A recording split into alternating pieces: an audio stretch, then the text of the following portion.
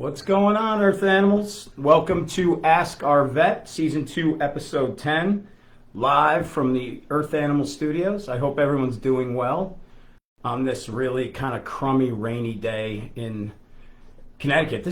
Today was one of the kind of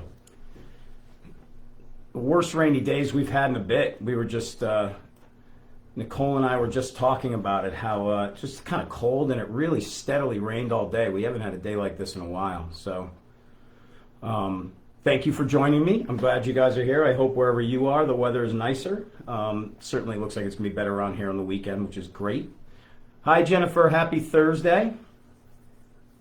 I am grooving. So, Hope, interesting, right?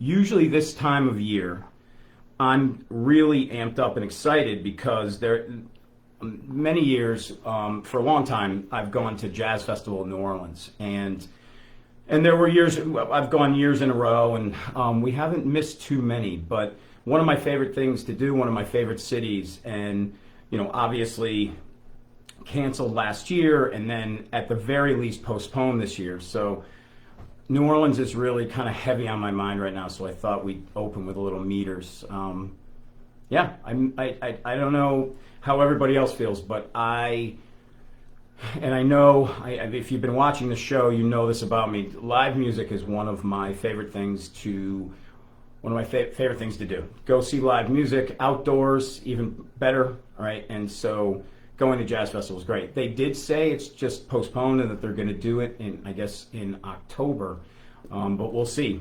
I've seen some live shows, live concerts come back on the calendar in like July that then again are postponed. So we don't know. We'll have to see, right?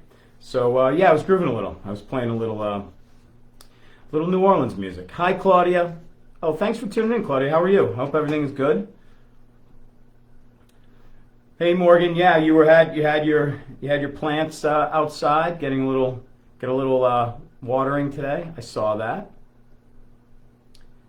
All right, just a couple of things. We're going to get to your questions. I'm glad we already have questions queued up, so that's great. There's a couple talking points I wanted to talk about today. And again, today is Ask Me Anything, right? So they're almost always my favorite shows, and we get in some really good conversations during these shows, and you never know which way they're going to go. We can get on a topic and run with it sometimes. So they're really fun and spontaneous, so I like them. And welcome to everybody who's here. So last week, I believe someone had brought up, it was Angel, I believe, had brought up the op-ed in the BBC about the COVID vaccine for animals. So I thought it was something that we'd start off with topic-wise, because I did read the article. And to answer your question, Angel, I didn't really change my opinion on it. I guess the debate is whether we should start to develop and vaccinate animals, our companion animals, for COVID. And my take without seeing it last week was, first of all, we have to get people vaccinated. Okay, that's obviously the first thing. And secondly, because this really hasn't been an issue in companion animals, there's been very few cases, and they've been mild. I mean, very few throughout the planet. Some companion animals. We had the big cats at the Bronx Zoo. Kind of was the first big news story on it. And then one of the tragic things in the animal world was all the farmed mink that came down with it. And they were talking about the need for potentially vaccinating mink, and I guess what I was saying is my point on that would be, maybe if we stop farming them, then they wouldn't have to get vaccines, because they do appear to be susceptible to it. So I don't know that we, again, maybe the solution to that is, or not maybe, that we shouldn't be farming them, right? Let's see. We'll start with Jill has a question. We'll go to that first. Question. I have a cat who is pooping on the rug. I've had him to the vet and they can't find anything wrong with him. Help. Okay. So Jill, question kind of off the top is, poop only, not urine, and same place or different places? All right. How old is the cat? And are there any other, when you say anything wrong, then no other health concerns? All right. And is the poop normal, and when did it start? All right, and we'll get back to that. We'll circle back to that question. All right, Lisa. We've been washing our dog's paws after every walk since the pandemic started, so they don't bring anything into our house, just as all the humans take off their shoes in the house. Is this too much? Also, we haven't let our dogs interact with any other dogs since the pandemic. Again, too much. We're just trying to keep us and them safe. Okay, Lisa, this is obviously a great question, and we've been touching on this throughout the Ask Our Vet since we really began, right? Last March, April. And, look, I think safety is a priority, right? Now, assuming that you're not going to hurt your dogs by doing this, okay? Assuming that you're making sure that you dry their paws, okay? You can even just use sensitive baby wipes to wipe their paws. This time of year, I recommend that for a lot of dogs that have allergies to begin with, because just as much as they can walk around, they also can, when they're walking, they pick up pollen, okay, that can make their feet itch. So there's a lot of dogs that really chew and lick their feet this time of year, kind of through allergy season. So even like a sensitive baby wipe, okay? And, as it's not as much, again, the risk seems to be very low for them to get sick with COVID, and also for them to be a vector, what they call zoonotic diseases, right? Diseases that can go from people to animals back to people. Right now, again, we don't know if we get variants down the road or something like that. But a couple things. One, as more and more people get vaccinated, our risks are getting lower, right?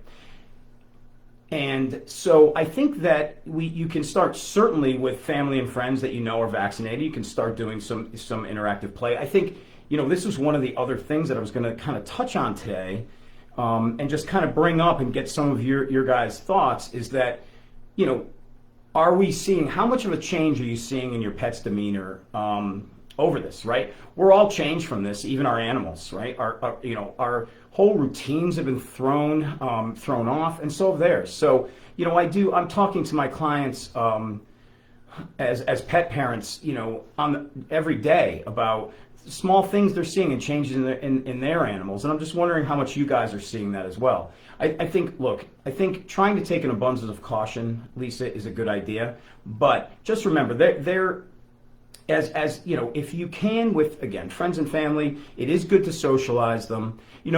Going to something, obviously like a dog park, if there's a lot of people there, you have to social distance, you have to keep your mask on, even with the vaccines, right? And, animals can act as, obviously, COVID can be out there, can settle on surfaces, right? So if someone touched your pet that had it, or it was on their hands, it was on their fur, it's not necessarily for, it's not as big a risk to them as if you touch it. And, again, so I think social distancing is good. But I also think, if you friends of yours, family, things like that, and that they're practicing social distancing, and as these vaccines come, I think we want to get back to socializing in a safe way. All right, very, very good question. So Lisa has another question, or different Lisa actually. So, any thoughts about using probiotics to improve dog skin? I have a lot of thoughts, Lisa. I think when we were talking about, we did our show on gut health, right? We talk about your microbiome, right? Which is all the bacteria that lives in your gut. Your gut actually is responsible for 75% of your immune system, okay? Healthy gut, healthy person, healthy animal, okay?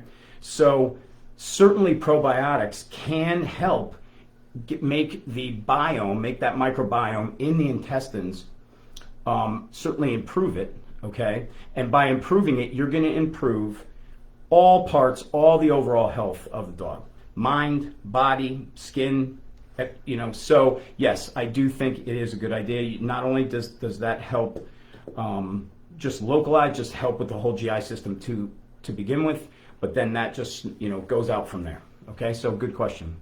Hi, Sarah. Thanks for tuning in. Hey, Jen. Hi, Pat. How are you?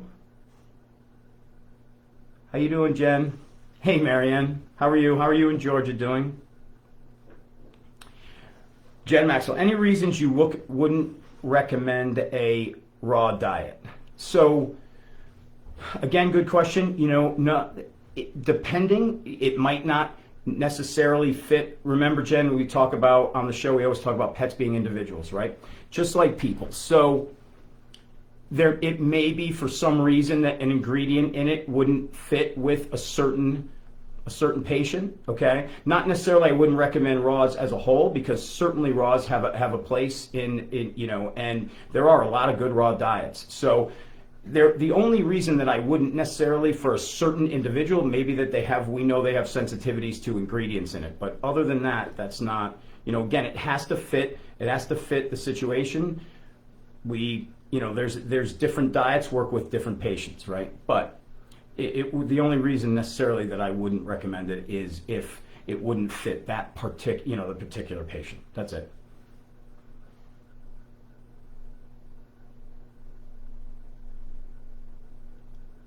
Hey Sue, how are you? What is a good dog sunscreen? They do have a few, Sue. They do have a few, and you have some of those, fair dogs, really, short-haired dogs, light-skinned dogs, on the bridges of their nose and on ears and things. There is a few. They have them at the pet stores, and you just obviously you have to be careful. You want to get one that are pet approved, things like that. But they do have a few out there that are good. And if you go to your independent pet retailer, they'll have one on the shelf they can recommend. Hey Aunt Loretta, how are you? Hey Ab, hope you're doing well. All right. So Trisha, you have a question. Let's see. What food would you recommend for a dog with allergies? All right, so Trisha, we could talk about this for about 2 hours now, but I'll give you the kind of Cliff Notes, condensed version of it, right? The way that you approach food in an allergic dog is, there's a couple ways. Obviously, you can allergy test them, either skin allergy testing or serum, which is the one that we do more commonly now, not necessarily as accurate, but it does give you a guide, okay? And you can use that as a guide to see what their sensitivities are, and then go and then pick foods based on that, okay? The other way that you approach it for a dog with allergies is they do what's called feeding trials or food trials, okay?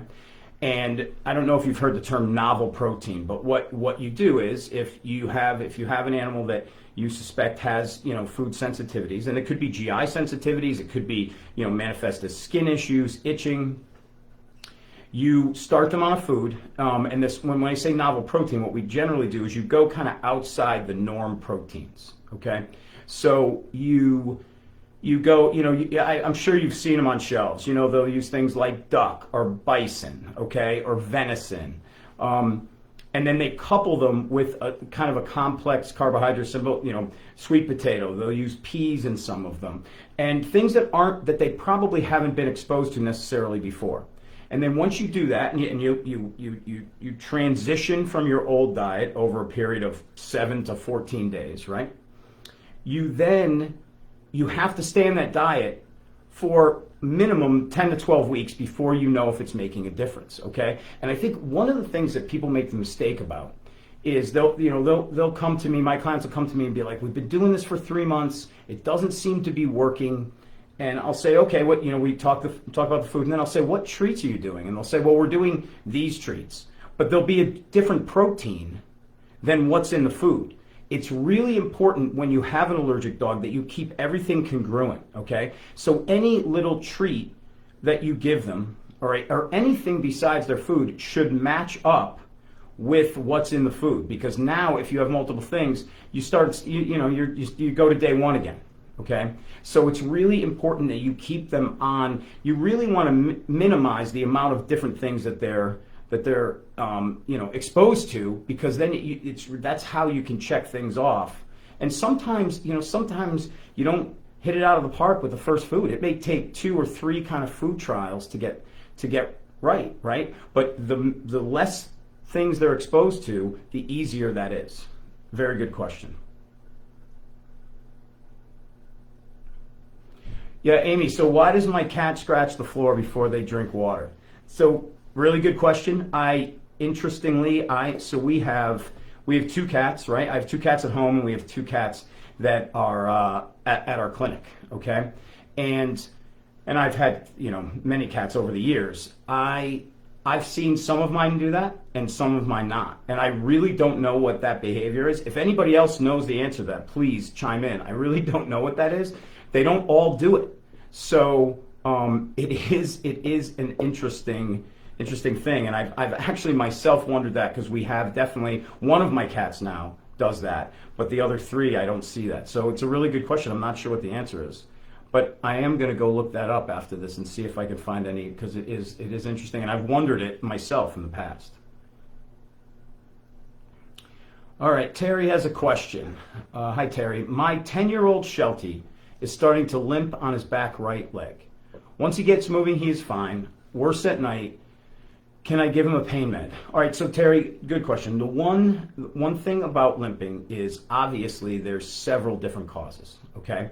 And, certainly in a 10-year-old Sheltie, it could be arthritis, all right, either in the hip or the knee or even in the ankle, what they call the tarsus, okay?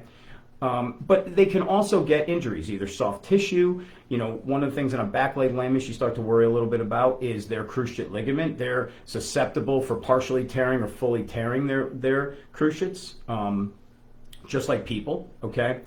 One of the kind of hallmarks of things like arthritis is that it's worse after vigorous exercise, or if they've been laying down for a while, and once, like you said, once they move, they're fine. It's always a good idea, if they're limping, to have your veterinarian evaluate them, because then they can talk to you. They can look if they're finding some or an X-ray can give you a baseline on that.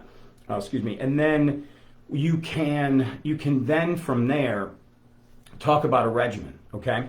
And usually what it is obviously, if you think it's soft tissue, we may do anti-inflammatories and rest for a period of time. Generally, I recommend any 10-year-old dog should be on a joint supplement, okay? And because that just is going to help them overall.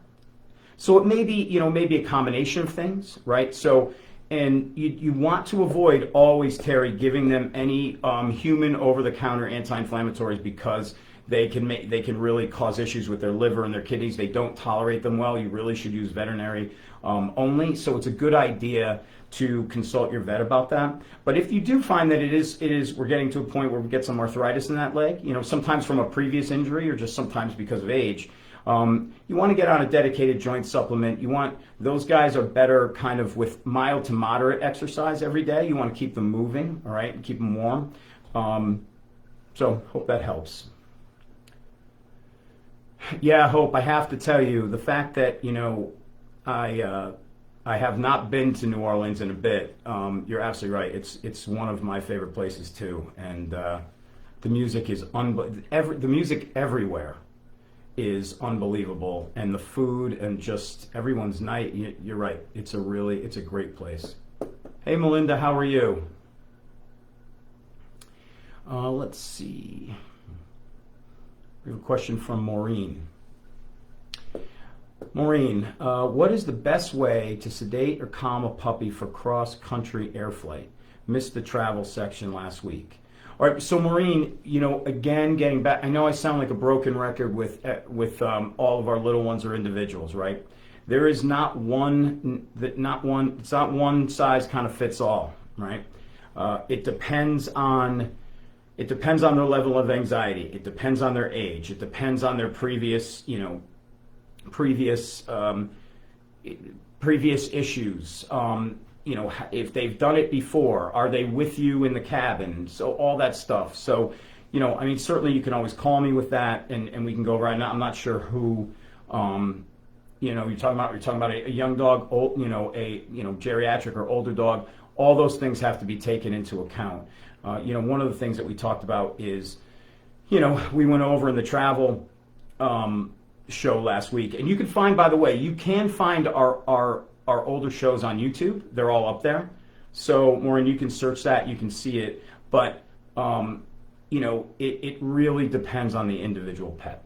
All right?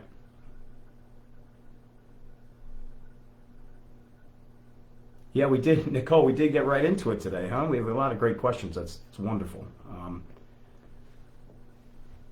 So, Magdalena, your cat does it as well, right? I would love, such a good question. Yeah, Mickey, the meters are really good. The meters are good. All right, Moxie. What do you know about collapsed airways? My 10-year-old has this condition leading to her right lung.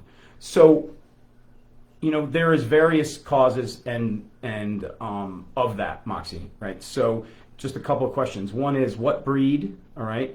I assume your dog, right? So, 10-year-old dog. What breed is it? And how long has it been there? And is it just the right side? All right. And are we talking about intermittently collapsing, or it's collapsed? Just give me just a little bit more info.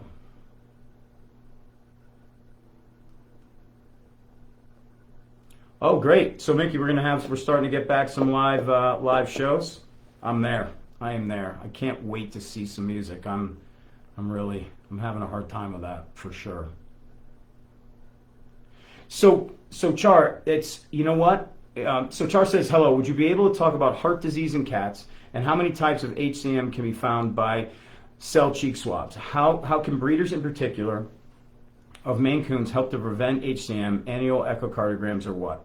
Yeah, so one of the things that I was going to talk about today and ask you guys is, in this, I would love to hear back from you. I mean, this is our opportunity, right? When people chime in, what you would like to dedicate shows, and really, Char, a whole show should be dedicated to that. All right, talking about HCM and cats, we can do the whole show, and that's a really good idea, and I'm going to put that in. I'll put that in, and we'll let you know when that's going to be. It's a long, that's a long topic, and I definitely have some thoughts on that. Okay, so I'll dedicate a show to that. We'll jot that down and we'll put that in, because it is we'll talk about cardiac health in cats, overall, and HCM is going to be a big part of that. So we will definitely talk about that. It's a really good idea, and like I said, I think we should dedicate a show to it. Hey Marilyn, how are you? Do I recommend teeth cleaning for a dog who has had seizures? So certainly. Marilyn, I myself have done, many procedures on seizure animals, whether, different types of surgeries, and really, obviously whether it's a teeth cleaning or a growth removal or something else, what I know what you're referring to is, does seizure activity make them a higher anesthetic risk?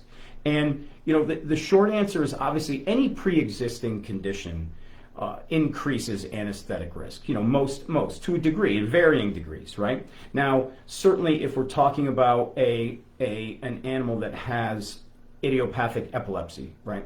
Usually you see idiopathic epilepsy in animals come out anytime between usually 2 and 5 or 2 and 6. If they're controlled, if there's no other obviously pre-existing conditions causing the seizures, liver problems, things like that. If it's just an, epilepsy, you have to cater your anesthetic program for that, okay? Knowing that, okay? And there's certain things you won't use and certain things you will.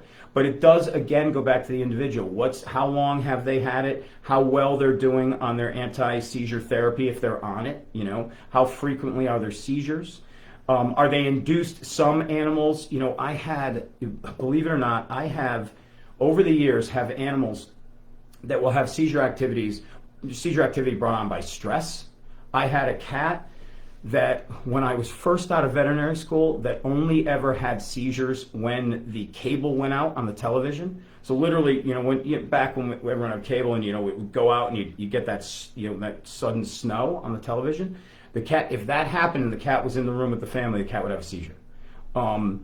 So it's really, epilepsy is very far and wide, and I think, the key is always, for any anesthesia, is a good workup, good exams, knowing your patient, knowing what their history is, and catering your anesthesia to that individual. We talk about it all the time, right?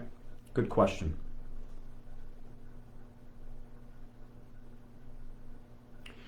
Yeah, so Mary, we talked a little bit, I think it was a couple weeks ago, about flea programs, right? And you say you've been on Seresto for years, and you read the report, right?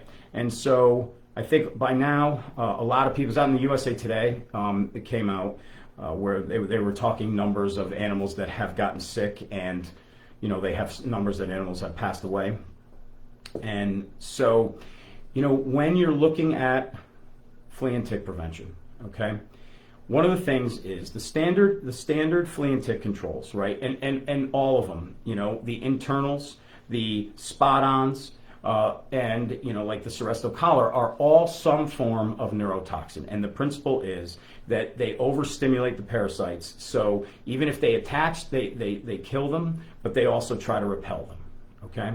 And yeah, they are, like I said, all some form of neurotoxins. And the problem that we all face is that these things have been, obviously, I think I saw a figure of, I think they've sold 3 million something, and that could even be low, Seresto collars. You have those animals, and certainly there are side effects that come with those. Okay, we at Earth Animal, we have our Nature's Protection Program. Okay, and we use it as a program. There's internal powders, something you take every day. We have spot-ons, and these are all natural products, right? And we have collars. Okay, and so if my whole thing is, and we're constantly working, and I'm a part of the team that's doing this. We're constantly working to try to increase the efficacy, all right, and how well they work of the natural products, and they do work well.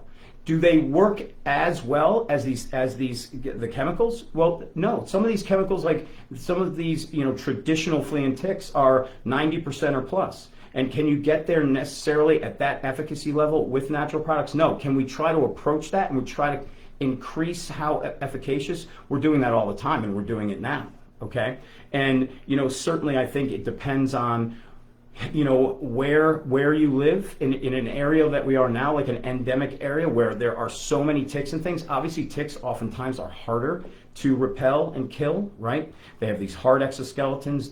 We're not getting the die off. There's so many of them. There's a lot of deer around here. Certainly there's a lot of tick-borne disease, and we have to think about that too. Okay, and the goal is the goal that we want to do. We want to use as much natural products as we can, because we want to limit. Obviously, we want to limit the amount of things that we use on our dogs, but we also have to balance these, right, with how many ticks and the diseases that are in the area. And the hope is as we use these natural products, maybe we can start to reduce the use of the other products as well. Okay, so it's a very good question.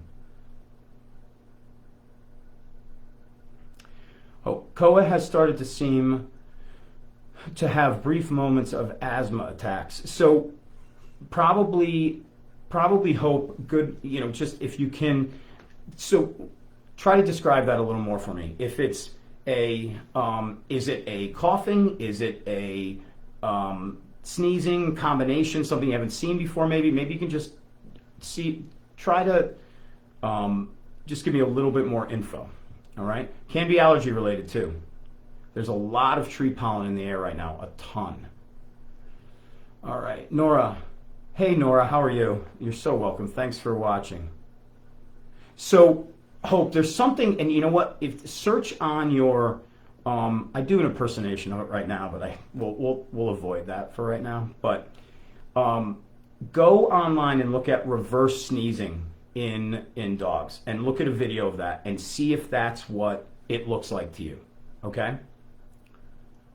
And then, I mean, I don't know if you can do it now, but then get back to me and let me know. Hey Dee, how are you?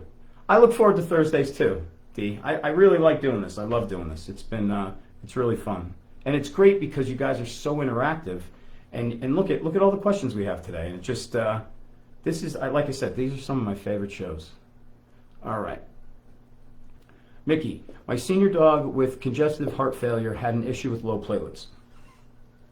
They gave him steroids and doxy. Not sure what caused it or what to do to prevent it.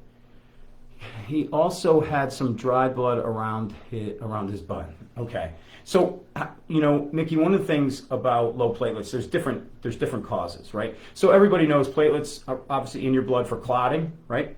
And if a person or an animal gets low platelets, they can get low to a point that can cause some bleeding issues. Certainly, they can get some bleeding in their intestines, Mickey. That so you can see that around it. Sometimes they'll have nosebleeds. depending on what their levels are. Okay, usually platelet levels, when you do blood profiles on dogs and cats, around normal is like 140 something thousand and up. I've done blood where we found that platelet counts are 20,000. I've seen almost zero in some patients where you see bruising and things. They come in for that. There's a myriad of causes of that. All right. Now the steroids and doxy are kind of covering your bases, and these days with the large amount of tick-borne things out there, okay, tick-borne disease, even if you get negative tests sometimes, a lot of these guys with low platelets will put on doxy in case they've got a tick-borne disease that is not showing up, okay? Things like anaplasma or lichia can cause that, okay? So even if it's not showing up, they cover the bases with doxy or some infectious thing. And there's a lot of other tick-borne diseases that can cause that as well. There's immune causes for it, immune mediated, okay? So that's where the steroids come in on that, all right? And it's hard to prevent when you don't know, sometimes you don't find the underlying cause of it, okay? How did your dog respond? Did they respond to the treatment regimen?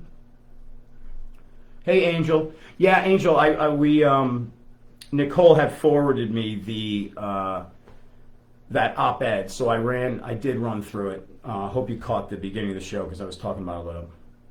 Hey, good fish. Well, thanks for joining. Better late than never. Hi, Candace. Happy Thursday. Hello, John. Glad you could make it to the show tonight.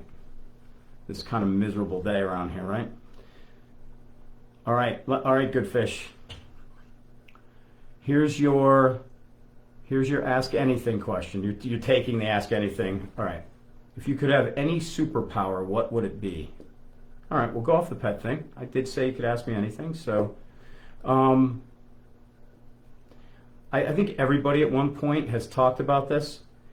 I think I've always been a Superman guy, so I think either the flight or I think flying for me.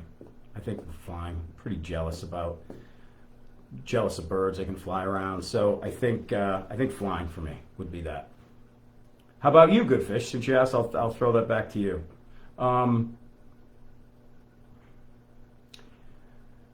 Catherine, I think Remy needs a little expression. Okay, well, let me know. Funny. Pat, today my soft-coated Wheaton Terrier began licking his left rear paw.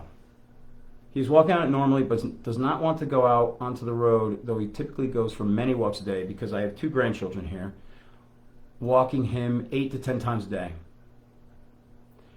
I used his paw washer and then an actual bath. So, sometimes, Pat, sometimes if you look at their feet and they're really licking it, you may not see anything. One of the things you have to do is you have to look between each toe, okay? Because sometimes they can have, sometimes they'll have little what they call interdigital cysts, so they could have a little infection in there. But the other key is to look under the paw, okay? So flip the paw up, look under, and you really have to spread the toes and look because there could be something in it. This could be allergy related, and it snowballs, right? So these atopic dermatitis dogs they get an itch in the foot, they start chewing it and licking it. And then it becomes this vicious cycle where they chew it, it can get secondarily infected, it itches more, and then they go at it. So I would definitely look underneath it and in between the toes and under the pads and around it to make sure that you don't see anything in there. And if it continues, definitely get in to see the veterinarian because they may have to do some oral treatment or some topical stuff, okay?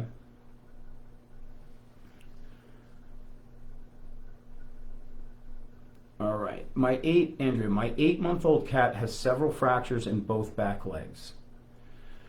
I've been advised by the surgeon that the middle round bone, which has small fractures throughout, will shatter, at which he will intervene.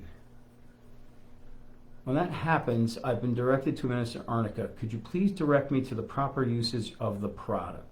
I have the 200. You know what? I don't have my formulary with me to give you that. I don't know that dose off the top of my head, Andrea, but I can also get that. I can get that for you.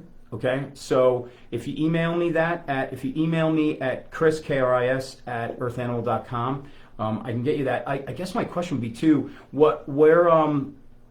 are any of the back, were these physiologic fractures, or was there something else going on, or was this trauma induced? And do they have to intervene at all on any of the fractures, and kind of how are they handling them? Marianne. Oh, right. So you're answering the question. So that, the other, like we talked about, one of the things I wanted everyone to weigh in on is, through this whole pandemic, obviously, and we've kind of been turned upside down, right? All of our lives. Again, like we were talking about, our pets have too. I was just wondering if you guys are seeing how much of a change you're seeing in your pets at home. And Marianne says, well, it's kind of more of the usual. George has been pretty steady through the whole thing. I think one of the other things that Nicole had forwarded me is an article, BBC article, talking about the how the pet therapy, kind of the reverse of this, and how people with pets are coping better because of having their pets and pet therapy. And pet therapy is absolutely real. I mean, when I have a really long day and a really tough day, to get home, doesn't matter what time, if I get home at 9, 10 o'clock at night, and I'm just exhausted, it's a mentally draining day, you sit down. In our house, like I said, we have 2 cats and 2 dogs at the house right now, and they're always where the family is, all of them at the same time, and they all will come and greet me when I come in at the door, and it just peels away your angst. It's real. And in that survey, in that BBC article, they said 90% nearly said their pet has helped them cope. Amazing. I could never imagine my life with, I have never I came from a family where, my mother and father were, extreme pet lovers and helped with rescue and always rescued. And so I have never in my life been without usually multiple, pets in the house. So I can't imagine my life without it. I really can't. Raw diet versus home cooked and adding vegetables. Jen, raw diet versus home cooked and adding vegetables to avoid pancreatitis. Again, Jen, home cooked diet can be very good, and so can raws. It again depends on the animal. The one thing about, obviously if you're buying a good commercial raw, that they've balanced it and everything. Sometimes home cooked can be a little bit tricky. You have to know, that's not for everybody too. So I think, the key is if you're going to do it, you need to read on it. You need to get a good source. You need to have good recipes, and you have to make sure they're balanced. Okay. So that is the key with a home cooked diet. It definitely is. It definitely takes time. It definitely does. But for some animals, it really is the solution a lot of times. All right. Hey, Christine. Hi, Tasha. Happy Thursday. You're welcome, Jen. Both Jens, you're welcome. Hey, Martha. How was your day? Hope you had a good day. Thanks for watching the show. Hi, Georgia. I hope Georgia's still watching. All right, so Charlene, your 8-year-old cat stopped eating. Took her to the vet, x-rays, blood work done, everything okay. Eating very little and a low amount of water. What can I do? So I think, first of all, you want to follow back up with your veterinarian. I don't know how long this has been going on, Charlene. One of the things that I do, sometimes I do worry about, pancreatitis in cats and dogs can be very different. Okay. Oftentimes dogs are acute. They get pancreatitis, whether they ate something or they get this acute pancreatitis. They get very, very sick, vomiting, really down and out sick. They come in, and those are oftentimes very easy to diagnose. When I have cats that do that, anorexic cats, right, that they're not eating, and there's nothing really, everything else is kind of looking okay. Those can be very tough to, because it could be obviously very many things. But I think one of the things is you want to make sure that they're checking for pancreatitis, because sometimes pancreatitis in cats can present this kind of general malaise and anorexic and not feeling well. Okay, So you definitely want to follow back up with your veterinarian. Sometimes you have to do more advanced diagnostics. Sometimes these guys have to go and get, a ultrasound to look a little, look at all these tissues and look at the gastrointestinal tract and look at the liver and look at the pancreas. They can see that on there and the kidneys, and really you have to get to that level. Okay. The other thing too is make sure that you want to make sure they don't have a fever. Sometimes we'll get fevers of unknown origins in cats, and when cats have a fever, generally they do not eat. All right, so take a look at those things. But I do worry about pancreatitis in those guys because it does present kind of this. It can be really non-specific. All right, but I would definitely follow up with the veterinarian, especially if you're not seeing any improvement or we're getting worse.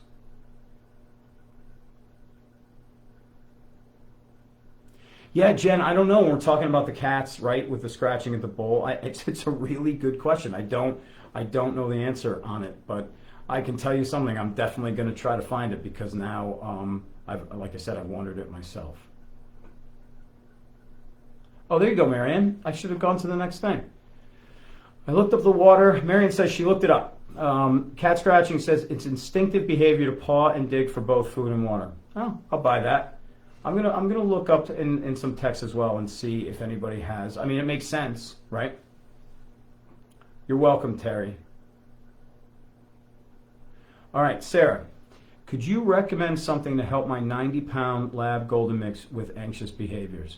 Yeah, and Sarah, that's one of the things that we were talking about. Like, I can't begin to tell everybody how much anxiety is on the rise in with the companion animals during this pandemic. I talk about this with somebody every day, and some of the anxious animals got worse, and some of the animals that never had any sort of anxious behavior have become anxious. Okay, and I think obviously naturally you can use things like herbals, right? Earth Animal has the calmness, right? Emotional balance, those sort of things. CBD naturally is something that I have found to be effective for these guys. Remember, if you're going to do CBD for our little furry guys, you definitely you want to use hemp-based. We cannot use any sort of marijuana products in pets because of the high levels of THC, and that's toxic to them. So you do not want to use. You want to use hemp-based only, whole spectrum. You have to make sure that it's reputable and it's good. You can't, I know that CBD is for sale everywhere. You can get it in convenience stores, but you have to make sure what you want to do is go to your local pet retailer, okay, your independent pet retailer, and look for what they're recommending as far as hemp-based CBDs. I think that's a good thing. These kind of herbals and the CBD are good things, kind of first line to try. Obviously, you can get into things. There are anxiety drugs. I try very hard to do it naturally first. I think you can manage that a lot. There's other things to do too. Having them, getting them outside, taking them on walks, playing with them. Same type of. Try to avoid things that trigger them. Okay, whether it's separation anxiety and things to do for that. Leaving on the stereo in the house, while you're gone, not making a big deal going or coming. That's all those things. So there's always a level of behavior modification with this, but some of these guys need a little help. Okay, so I think looking at things and like the calmness and emotional balance, these herbals on Earth Animal site, or and CBD. I think try those, because you can always try those first, and obviously if it's really getting bad, you should consult your veterinarian as well. All right. I always think with anxious dogs, it's a good idea to make sure you do a workup on them, blood work and things, just to make sure there's nothing else that you can't see that could be feeding this. Right. Sometimes animals can manifest, physical problems with behavioral. Okay. So anyway, I hope that helps. Hey, Kristen, thanks for tuning in. Oh, I'm glad. I like doing it, like I said. All right, Jennifer's is weighing in on the cat scratching. See, this is great. You guys are teaching me things. I just looked at scratching before drinking. It says it's because they have so many scent glands in their paws, and they're indicating the bowl is theirs. Yeah, I mean, you also see them. You also see them. Obviously, cats going with. They have so much scent glands in their cheeks as well, and so they'll go and they'll rub on the bowls, and they rub on their scratching posts, and they rub pretty much everywhere, right? So John has a question: is rabies fatal for humans? Yes, rabies is fatal. For any animal that gets it. It's a reason why, obviously states make rabies vaccinations mandatory, right? Because because people also obviously can get it. So it's no joke, no joke. Aunt Loretta. I bought Jake new food dishes that are on an angle. Are they really better? I think it looks certainly fine to do, and depends again. It depends on the cats or dogs that are eating out of them, but certainly okay to do, Loretta. And I don't know necessarily that they're better. Maybe in certain instances with certain animals they might be. What I would love you to do is now that you have it new and let us know how they're working out. That would be great. Next week, let's weigh in on how. I'll have you weigh in on how things are going with them. If you see any difference, all right?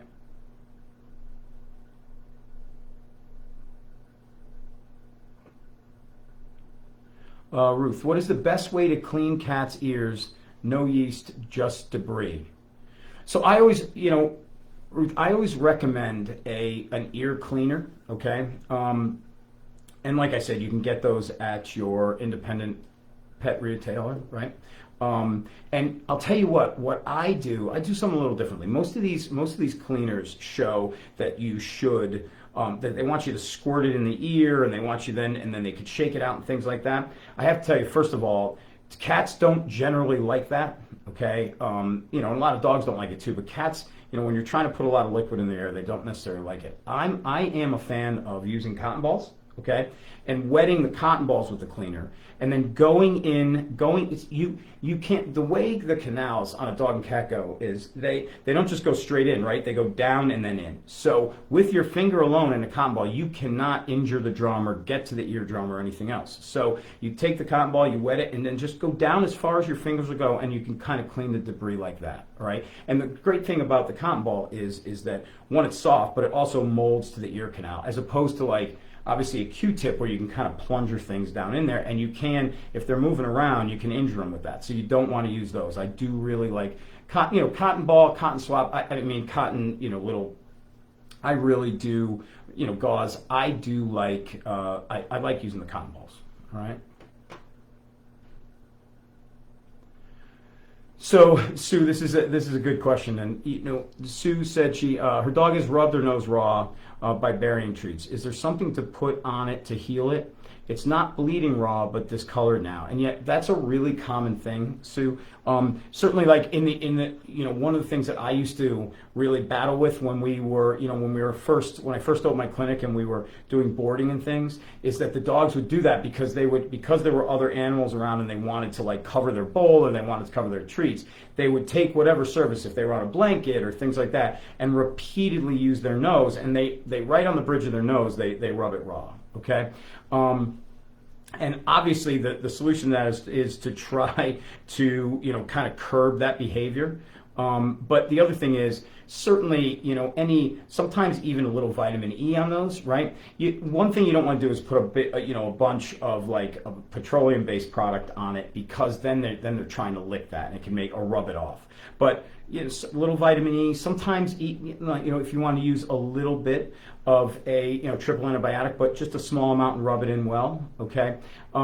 They oftentimes too will scar from doing that because they rub that kind of tissue away on the bridge of their nose. But it is something that we do. I've seen a lot.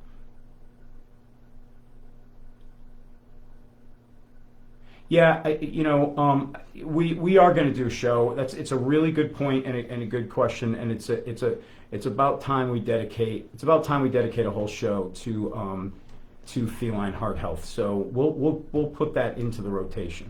All right. Oh, Marilyn, hasn't anymore since last July. That's fantastic. On a anti-seizure medication, and how old? Why do dogs get hepatic encephalopathy, Ruth? Do they get cirrhosis first? Well, it depends, Ruth. It depends on, again, there's many different things that can cause the liver to get sick, right? And if the liver gets sick, and it's, our liver, remember, the liver does an incredible amount in the body, okay? And the least of which is that it filters out, waste products and processes them and puts them where they need to go and to go out of your body, okay? And when the liver can't do that for whatever reason, could be a host of things, okay? Could be bacterial related, could be toxin related, could be, then you get this waste product building up and you can start to obviously, cause that condition. So they don't necessarily have to get cirrhosis first. Sick livers do go towards cirrhosis because what happens is ultimately you get dying and you get scarring in there. So usually cirrhosis is end stage because you have, oftentimes the liver is actually, it gets enlarged first, whatever the process is going on, and then it starts to go down. So there's a host of things that can cause that, unfortunately. Yeah, that's interesting, Sharon. I don't know. So Sharon says her dog gets a seizure if he has not urinated in over 8 hours. That's really interesting, and that's got to have something to do with some sort of neurologic kickback. I don't know if it's vagal or what it is, but that's a new one for me. I don't think I've had, even in 25 years, I don't know that I've had any of my patients have that. But like I said, there's a whole host of things that happens that can lead to, I've seen so many different underlying causes lead to seizures. So, all right. Marilyn, I use your internal flea and tick and the collar, live in Buffalo, change the collar every 3 months or sooner. Well, so I would say, Marilyn, you know what? I mean, and I one of the things that I love about the collars is I really feel like they're very, I like the price point on them, right? I think, so I do think that if you're living in areas with a lot of ticks, I do like to change it sooner. I would up it to even 2 months. I think, for the price point that it is, trying to keep it, especially through the real high seasons, Marilyn, I think changing it a little sooner would be great. And like I said, at the price point that it is, that's certainly affordable to do, okay? Yeah, so Hope, please go look up. So Hope was talking about what she was saying with Koa about the asthma attacks that she's in. So I want you to go on and look up a video of reverse sneezing, because I think that's what it is. And that's an allergy-based thing. And if it is reverse sneezing, it looks terrible, but it does not harm them at all. Okay, so it's one of those things that looks way worse than it is. But check out one of those videos. They so reverse sneezing, as obviously it's what it sounds. They get this kind of spasm, so they kind of snort. I'm gonna do the. Oh, I didn't get to your thing. You just saved me from doing this impersonation on the air. So thank you. That's what I figured it is. And again, Hope. Nothing to really worry about. It may be that we have to talk about some antihistamines or something if it's getting more severe, but I guarantee you it's probably a tree pollen thing right now, because I don't know if you've noticed. I mean, I am my sinuses are killing me for the last, few weeks. Bonnie, going on the 4th season with our flea and tick program. Yeah, and Bonnie, I do like it, like I said, and like I also said, we are working constantly to try to even make it better. And I think, look for something later on in the year, beginning of next. We're really teaming up to try to always try to make it more vigorous. Okay, so more simple and more vigorous. We're working towards that goal all the time. I'm glad you're happy with the products, though.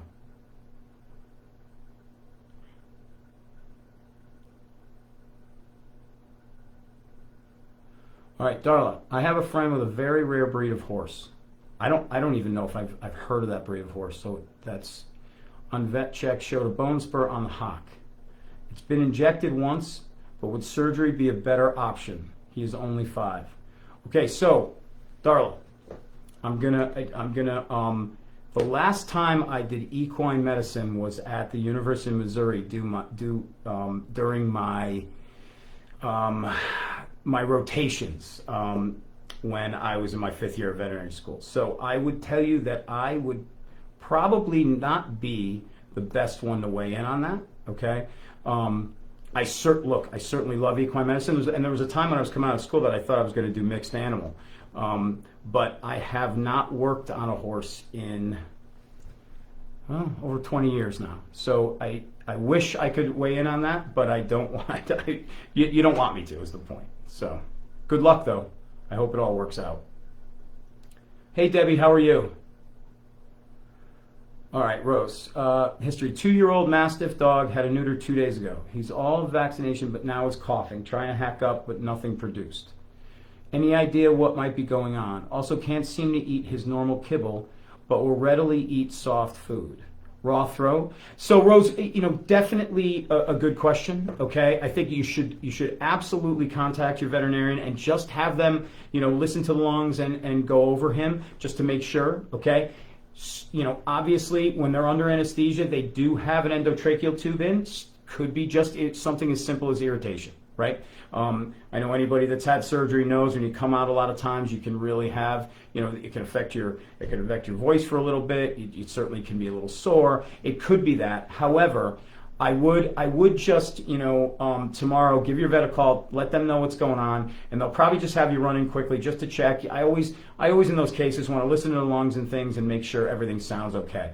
So I would do that. Now, obviously, if it's gone tomorrow, it likely was just that, but better to err on the side of caution and just have them, take a peek and take a listen. All right. Oh, Jill, I'm sorry, I skipped you. I have to go back. Let me go back. I have to find your question. You know what, Sue? The reason why is it scrolled off. I'm sorry, it scrolled off. I can't get back to it. Would you do me a favor? I'm very sorry, but could you just ask me again? I apologize. We have a lot of questions and they're scrolling sometimes too fast for me to keep up with. So I apologize. Just ask it again and I'll get to it. All right. Oh, Mickey, weighing back in on platelets. Okay, so went back to normal. Retesting today, they had been 7,000. Yeah. So again, Mickey, that you're really, when you get that low, you're really at a risk for bleeding. So I'm glad they went back to normal. Oh, good luck with the recheck. I hope everything's going well. I really do. All right. What is the next step, Susan? What is the next step as far as diagnostic procedures if my dog has had recurring kennel cough for the last year and a half? He is 5 years old. Susan, I guess the question would be, one is, now kennel cough, again, we always talk about, we say kennel cough, right? It's this dry, hacking, non-productive cough, contagious in animals, but there are multiple causes for it, right? Some viruses, some bacteria. If your animal's going into boarding or grooming or, is going to be around a lot of dogs, they usually get the kennel cough vaccine, which has Bordetella bronchoseptica, which is one of the main causes, okay? But there's a host of other causes. So the one is, is your dog boarding a lot or around a lot of other dogs? The second one would be, have they been vaccinated for it? And the other one is, what's recurring? Is it once a year? Is it, every other month? How often, I guess would be my question. Debbie, is there an age where a vet won't remove benign fatty tumors? Our Wes is 10, almost 11. So here's how I approach lipomas, right? Lipomas are what you're talking about, benign fatty tumors. And what they are is they're a overgrowth, okay? They're an overgrowth of normal fat cells, all right? So, and they're the most common growth that a veterinarian sees on animals, okay?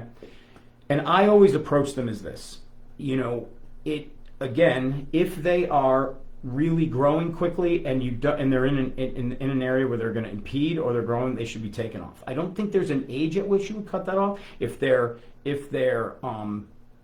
if they're healthy, everything, their pre-anesthetic workup looks good. Otherwise, certainly, then if you had to, I remove them by need, not for cosmetic sake. Okay, Debbie, I think, if they're smaller, they're not interfering with them. I generally won't recommend taking them off because there's no real medical reason to do it. But if they, you have to evaluate them, and again, on an individual basis. Is this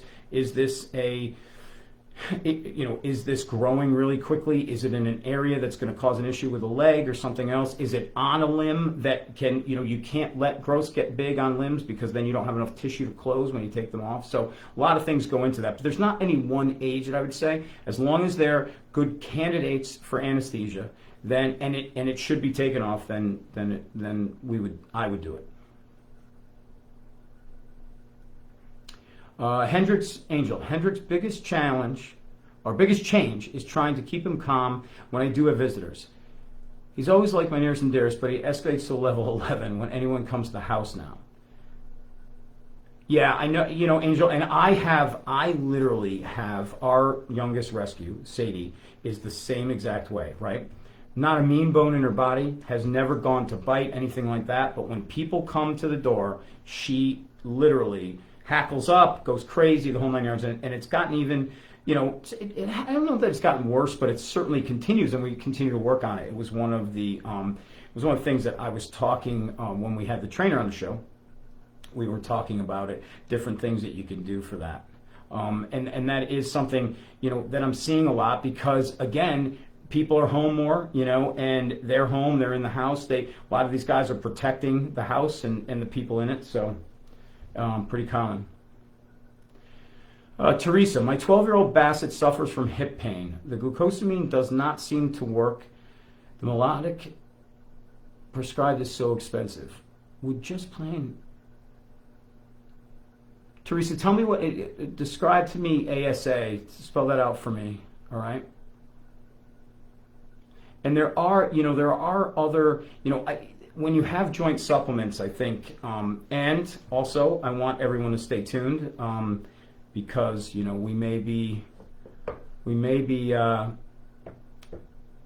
or may not be working on what I think is a fantastic joint supplement. So stay tuned for that later on in the year. But if some of the joint supplements, what you want to look for is obviously they can have glucosamine, chondroitin. Also, MSM in them does tend to help because it's a pretty good anti-inflammatory. So you want to have one that has multiple things in it. Oftentimes, not every animal responds well to it. Sometimes they're going to need a greater level of it. Sometimes even these guys may need the joint supplement and some other meds, anti-inflammatory meds as well. Okay, and the key also, Teresa, is keeping them moving. Every day, doing kind of at their pace, even a small walk, but you want them to keep moving every day. We're already at an hour, huh? Wow. Guys have been awesome today. Thanks. John, you said your neighbor's dogs are increasing your anxiety. I suppose, would that mean me? That would mean me, I think. My dogs? Yeah, okay. All right. We'll work on that. All right.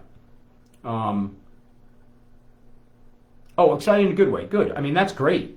That's great, but overly so. I get it.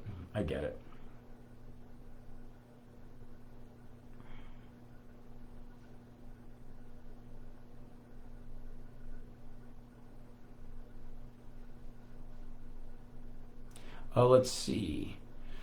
Oh, Ruth, yeah. So, yeah, you can see it. You can see it in a variety of animals and for a variety of causes. All right. And like I said, with cats, a lot of times, cats suffer, if you have a cat that has, one of the things they're prone to is fatty liver. Okay. And what can happen is if a cat, for whatever reason, gets anorexic, one of the worries, and they stop eating for other causes, what can happen is they can lose weight, and as they lose weight, they can redistribute fat. Sometimes it can go to liver and cause a real problem. And that's one thing that's something that's more common. Certainly more common in cats. You don't see it as much or nearly in dogs. Teresa, my hound dogs have spring fever. They want out to run. Yeah, I mean it is nice. We can start getting outside. We get the weather is changing. It's been great. Lately, people are telling me, this from Lori, I should be feeding my dogs one of the big 5 foods because they follow the WSAVA recommendations. They say you shouldn't just be looking at the ingredients. What do you think about this? I think, Lori, that there are a lot of good foods out there. I think that, yes, I think you have to be careful with, I think you have to do your research. I think just looking at a bag sometimes is not the way. I think you talk to your veterinarian, you do research on the foods. And developing a relationship. One of the keys, I think, you as a pet owner, I think you want to have a few things. You want to have a good, really good trusting relationship with your veterinarian. And I think it's really always good to develop a good relationship with one of your local independent retail pet stores. And someone that you trust and someone that you've gone in and talked to and they're knowledgeable, because they usually got, really the people in the, what I find is some of the most knowledgeable people in food are oftentimes in those independent pet retail because they're constantly being updated on ingredients, diet changes, recalls, things like that. So I think it's important. All right.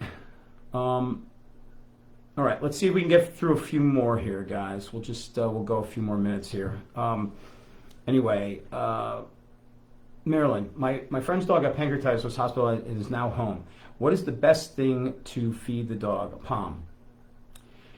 He is syringe feeding. She's an older dog and so weak. Yeah, so generally you're doing like a low-fat bland, okay, on those guys. And their veterinarian should be able to recommend, there's a couple of them. They have them almost always in the clinic, and that's something that you want to do because, again, fats can really tax the pancreas. Hello, Dr. Barry. Thank you for tuning in. It's good to see you. Hopefully I get to see you soon. Thanks for checking in, Brian. Okay, Andrea. Fractures were caused by trauma.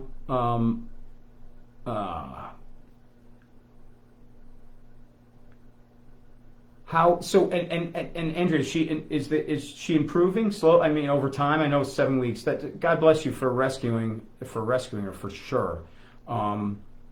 And that's great that you're continuing to work with her. I think. But I would love to know. I'd love to know more about her. I'd love to know. How is she improving over time, and how she's doing overall.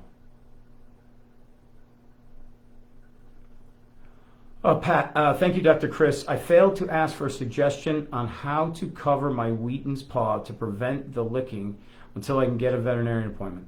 I tried a sock but removed it as soon as I got... You know what, Pat? To be totally honest with you, the best way to do it is not to cover it, but to either get a Elizabethan collar, either one of the collars, and I know they look ridiculous, but either the collar or they make some of those blow-up collars, those rings, like if it's a back foot and they can't get to it, okay? It's really hard to cover them, and what happens is if you cover them with like a sock, first of all, you don't want to tape anything on there because you can cut circulation off, right? If you cover it with a sock, they almost always still chew on it and wet the sock, and it can make it worse, okay? So best is just to be able to keep them off it. Plus, sometimes it's nice for the air to hit those, and so they can dry out instead of kind of staying wet, all right?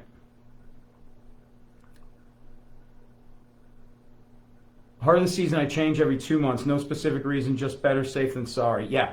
And look, Bonnie, if you were, again, every 2 months is fine. If you want into the real heart of the season, do it once a month and keep them, depending on, are they swimming? Are they doing things like that? I think either way, but I think, you're absolutely right on. You're spot on. All right, guys. I am, let's get through these. Let's get through them. All right. So, Sharon, my 15-year-old Shih Tzu started having interdigital cysts on the paw 2 years ago, and his paw pads became swollen and his toes separated. Now 3 paws have this, and I noticed growths, wart-like, and one area has a small round growth on the toe. It looks like his pads are growing extra pads. So that's hyperkeratosis on the pads, and some you can and look it up. Do they look like kind of horns, Sharon? They'll grow off of them. All right. I'm soaking paws in betadine and applying castor oil on the growths. I saw the vet in January, and he was put on levothyroxine for low normal T4. See if that helps this issue. He eats home-cooked meals and is also on phenobarb, several supplements. What could this be? He looks good otherwise. Well, interdigital cysts a lot of times it show up in animals that have other things like allergies, and they lick their paws to begin with, okay? And they're actually a lot of times bacterial driven, you know? If you do see the cyst, you know, continually coming back, one thing to do is not a bad thing, is to culture it, because sometimes you'll find that you might have a resistant bug growing in there, you know, a resistant staph or something like that. And then you can kind of get to the root of the problem. And so, you know, that's probably something to think about. Like the next, if you're constantly having these interdigital cysts, or the next time one pops out, is getting a culture on it. All right. Vicky, hey Vic, hi Dr. Kris. What are the benefits of neutering your male puppy? Are there any? Yes, there are. I will tell you, you know, I am a big, you know, practice what I preach. I do believe that. Obviously, otherwise, if you have a breeding animal, I'm not talking about that, but for our companion animals, I really do believe in neutering. One of the things for both spaying and neutering, right? But if we're talking males and we're talking neutering, it does really help to prevent problems with the prostate down the road, okay? Decreases the chance of getting cancers, okay? And as well as, you know, benign prostatic hypertrophy, which dogs can get as well. And, you know, one of the things that I know is when they're done at a younger age, it's a simple procedure. It's minimal downtime, and I really don't believe it changes their personalities or anything at all. If they're 8 years old and they're having prostate issues, at that point, I think, you know, it's a different. So I think that, you know, Vic, anytime now, 8 months, anytime going forward, I do really believe in it. And like I said, all my animals have always been spayed or neutered.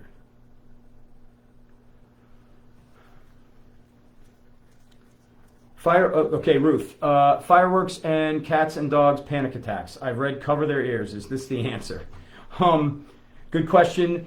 Generally doesn't work all that well, Ruth. You remember their hearing is pretty exceptional, and it's very hard to kind of tune all that stuff out. I think a couple things that you can do with the fireworks season coming up, and one of the things that a lot of trainers talk about is what they say, you know, they call desensitization, right? You can do things like put fireworks displays on, you know, videos, YouTube on the television, and, you know, at low volumes, okay, and just kind of desensitize them to the noise. All right, you can do that. That works. And then if they still have issues with these things, for both cats and dogs, you think about, again, herbals, like we talked about. We think about CBD. It works in both of them for anxiety. So I think those are the answers. Having some background noise on in the house to kind of drown out what's going on outside, that sort of thing. All right. All right. Let's see. Andrea, my 12-year-old cat scratches at the food bowl, trapped him and siblings at 2 months outside, all feral. That behavior is from survival outside and hiding food for later. All right, I buy that. I think these are all good suggestions on that. Yeah, so Sarah, yeah, you can always go on the Earth Animal website. You will see those, you'll see the herbals on there, you know. As far as CBD products, I would go to your local independent pet retailer. Again, hemp-based, and look for, you want whole plant, okay? Whole plant extract. Not hemp seed oil. You don't want hemp seed. There's very little CBD in that. It's really a protein source. All right. Karen. Oh, thanks, Karen. Like I said, I love doing it. My 14-year-old rat terrier who has developed arthritis. My vet has taking Regensa daily. She also gave me Deramax to use PRN. My question is, how do I know when I should give him the Deramax? She said it's okay to give daily and long term. He tends to circle more before laying down. How do I know if it's pain and if I should give him the Deramax daily just in case he's in pain? You know, I think, Karen, one of the things is, yes, and certainly anti-inflammatories, they are labeled for daily use, and certainly there are certain circumstances where these animals, you know, when they get to geriatric, need these things, okay? But I think if you know, the way I take it is, if they're on a joint supplement and they're doing okay generally, and you're looking at them and they don't look like they're struggling to do the basic things. They're acting, you know, generally, obviously at 14 a little bit slower, but getting up, going outside, doing all those things, you know, again, keeping them moving every day. If you start to notice that wanes, I think, or again, you have a day where, you know, you might have, you know, they might have a play date, or there's people in the house and they're moving more, and that, oh, they ran a little more today than yesterday. That might be a good day to give one, so you prevent that kind. Like me, the day after I play softball, right? That kind of thing. Right? So when I'm limping when I get out of bed in the morning, so that sort of thing. I think that if you notice that they're on a joint supplements, I think always. And I say this to my own clients, patients. We use what we need to keep them moving, but the less is if we want to use the least amount to keep them moving, right? And so that's kind of how I manage it. All right.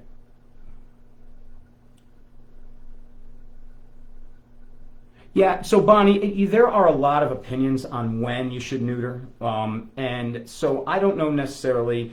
I don't necessarily subscribe to the 1 year cutoff. Now, is it fine to wait a year on your male dog? Sure. Do I know that that's necessarily? A lot of people. You'll certainly hear it from a lot of breeders. I hear that from different places. They what they feel is you let the hormones get to it. Can help them. Get more muscle, things like that. There may be some truth to that. I don't think necessarily there's a huge difference. That 1 year mark, you got to remember, they say that 1 year mark across the board, but 1 year for a Mastiff and a year-old Mastiff and a year-old Pug are in two different places in their development. Some of these giant breeds may not stop growing till like 2. Okay, so maybe they should be neutered later, and the other. So I don't think necessarily it's that 1 year cutoff. But is it okay to wait a year? Absolutely. Do I think that we need to wait 2 years? No, I don't. Hi, my Westie keeps rubbing his bottom in a circle. It is not her anal gland, and I don't see worms in her stools. Okay, so Rose, did you have the veterinarian check out the anal glands? Because that's one of the most common. The other thing too is sometimes they can get they'll do that if it said his bottom, but then her anal glands. Is it a boy or girl? Because sometimes they can have females they might have a problem with around their other private parts, right? Around their vulva. So they can have an infection in a fold there under the tail. That'll be a reason why they do that. Or, if you haven't had a veterinarian check the anal glands, you should. All right? Okay, sorry. Oh, thanks for putting this in. Sorry, Jill. I couldn't get back to that. So, cat's pooping on the rug. Her additional info is poop only, no other health issues, poop normal, different places. Okay, so Jill, if everything has, certainly that can be behavioral, okay? And there's a host of things you can kind of do to abate that. If it's one place, a lot of times what I'll do is I'll actually move a box to that area, okay? Put it there, and then slowly kind of move the box back to the other area. Believe it or not, sometimes that works. It may be that you need to change the type of litter you're using. It may be you have to change the type of box. Some cats prefer a hood. Some cats, no hood. And you have to play with some of that. Obviously, better poop than urine, right? But if every other issue, and I don't know if you have a multi-cat household, sometimes it's that. Sometimes it is anxiety if it's a multi-cat, and then you can do things like think about CBDs and those guys. So there's a lot that goes into that, and the questions are, like I said, are there other cats in the house? Are they being picked on? Sometimes that can be from that. But if it is truly just a single cat household, behavioral, everything else is normal. Maybe adding a box. If the box isn't on that floor, adding a box on that floor. Changing up litter, changing up types of boxes, that sort of thing. With cats, you have to go through a bunch of different things. All right. I hope that helps. Sorry again, Joe. I didn't. Sorry about skipping you. All right, we're gonna answer a couple more, and then we have to get going. This is actually officially tonight is our longest show ever, guys. So, and we could keep going. There's some great questions, but we'll do a couple more. We're gonna do these shows once a month. I think again, there's some of my favorite. You guys have been unbelievable. The questions have been great, and I can't tell you. This is really fun for me. It's challenging and it's fun, so I love it. Okay, here's one, Ruth. Here's one for the books. Can dog butter be used for plaque psoriasis? My dog, this got cut off, Ruth. Let me see if it's coming. Oh, here we go. that one got cut off, so we'll go on to the next one, but then I'll answer your next one. Marilyn, he's on a natural herb from Holistic Vet and gets acupuncture and lasers there. No more seizures. It's called Tanmont. Yeah, that's great. And again, so the thing is, Marilyn, if the seizures are controlled and otherwise we're healthy and they need to be, they need procedures, then usually it's okay to do that. All right. And again, the veterinarian knows going in that they do have, a form of epilepsy, and they adjust accordingly.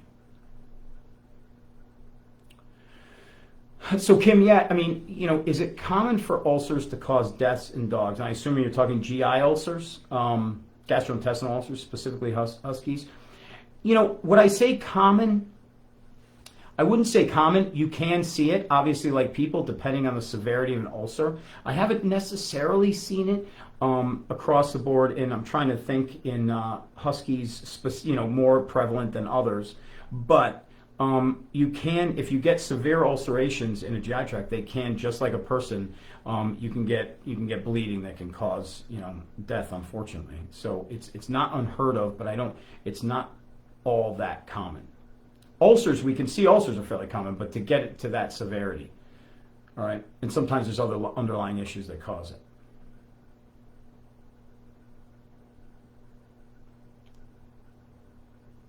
All right. I'm not doing the impersonation of the reverse sneezing. I've drawn the line because we found out what it is. Maybe next time. We're running over, so I don't want to. I know that it would be a good way to end the show, but anyway. All right, I'm gonna. This will be the last one, and then I'm sorry that I didn't get to everybody. But again, we're going to do these shows, and we're going to continue to do these shows. We're going to do them once a month. Save your questions. Who I didn't get to, I'm so sorry. But like I said, save them for next time. We're going to be doing another one in May, and we'll just we'll keep next time. I'll get rid of the talking points. We'll get right into the questions. All right. Let's see. All right. Last one. Please solve the mystery. What's the best litter and best litter box? Thank you. So, look, Ruth, I think that it's not one size fits all, right? I've got our whether clumping versus non-clumping versus natural, clay.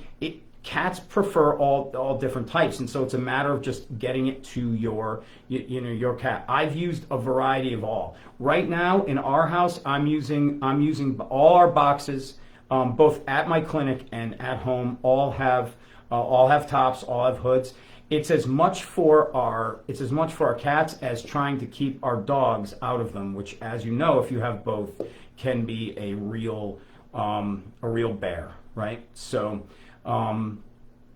again, I know it seems it really is. It is not a one size fits all. And I've also had cats that really don't like being enclosed in there and prefer the box without it. So just a matter of watching your cat and seeing, and obviously if you get them young, it's what they're used to. So I do like to have cuts. Obviously having a hood on it cuts down on smell. Again, the one thing I will tell you is the key is always cleaning them daily, keeping them as clean as possible, because that is one of the biggest things that leads to inappropriate urination and defecation around a house, is having a box that's overloaded, especially if you have multiple cats. And I know it's a pain in the neck to clean every day, but or you can get the litter box that my daughter has that looks like a spaceship and cleans itself. That's great, but my litter boxes we clean daily. All right. All right, everybody, I'm going to sign off. This is, like I said, we just set the record on Ask Our Vet. This is the longest show we've ever had, and we could keep going. I love doing it. I appreciate all the questions. Please, anybody that I didn't get to, we're going to do this again in May, and I'll announce the date of it next week. Next week, we're going to talk about how to be an earth-friendly, it's going to be Earth Day, right? Earth-friendly pet parent. Let's see, I guess little music to go out, and have a great weekend, everybody. Thank you so much, guys. I can't tell you, this outpouring of support and questions has been great. So thank you so much. All right.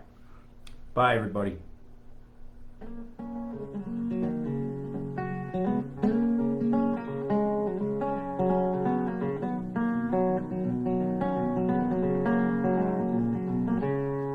well, I'm a chicken fried and cold beer on a Friday night.